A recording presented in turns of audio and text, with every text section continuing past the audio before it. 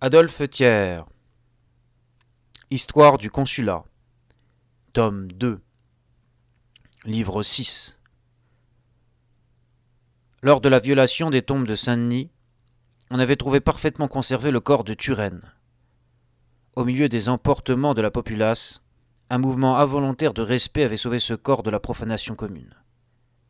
Déposé d'abord au jardin des plantes, il avait été confié ensuite à un homme, Monsieur Alexandre Lenoir, dont le zèle pieux, digne d'être honoré par l'histoire, nous avait conservé une foule d'antiques monuments qu'il avait réunis dans le musée des Petits Augustins.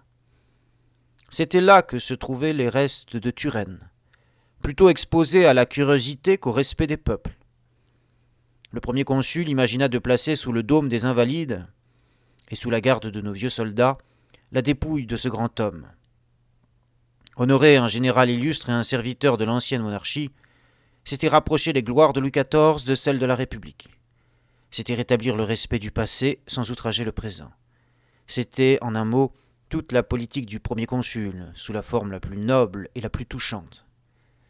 Cette translation devait s'opérer le dernier jour complémentaire de l'an 8, et le lendemain, 1er Vendémiaire en 9, devait se poser la première pierre du monument consacré à Kléber et Desaix. Ainsi, dans ce moment où notre terre, obéissant aux lois qui règlent ses mouvements, mettait fin à un grand siècle, et donnait naissance à un autre, bien grand à son tour s'il est digne un jour de ses commencements, dans ce moment, le premier consul voulut placer le double hommage aux héros des temps passés et aux deux héros du temps présent. Pour ajouter à l'éclat de ces deux cérémonies, il imita quelque chose de ce qui s'était pratiqué à la Fédération de 1790, et il fit demander à tous les départements de lui envoyer des représentants qui, par leur présence, donnassent à ces fêtes un caractère non pas seulement parisien, mais national. Les départements s'empressèrent de répondre à cet appel et de choisir des citoyens distingués, que la curiosité, le désir de voir de près le calme succédant au trouble, la prospérité aux misères de l'anarchie, le désir surtout d'approcher, d'entretenir un grand homme, attirèrent en foule à Paris.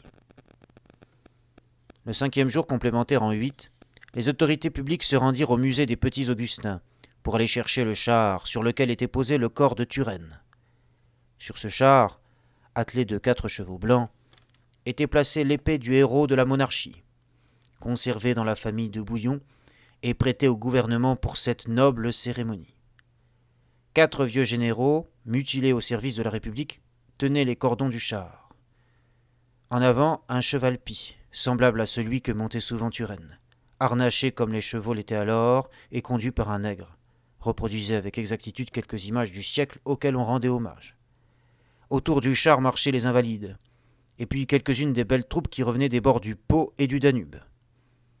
Ce singulier et noble cortège traversa Paris au milieu d'une foule immense, et se rendit aux Invalides, où l'attendait le premier consul, entouré des envoyés des départements, tant ceux de la vieille France de Louis XIV que ceux de la France nouvelle. Ces derniers représentaient la Belgique, le Luxembourg, les provinces rhénanes, la Savoie, le comté de Nice. Le précieux dépôt qu'apportait ce cortège fut placé sous le dôme. Carnot, ministre de la guerre, prononça un discours simple et convenable. Et, pendant qu'une musique d'un genre grave remplissait les voûtes de l'édifice, le corps de Turenne fut déposé dans le monument où il repose aujourd'hui, où il allait bientôt être rejoint par son compagnon de gloire, l'illustre et vertueux Vauban, où il devait être rejoint un jour par l'auteur des grandes choses que nous racontons ici, où il restera certainement entouré de cette auguste compagnie pendant la durée des siècles accordés par le ciel à la France.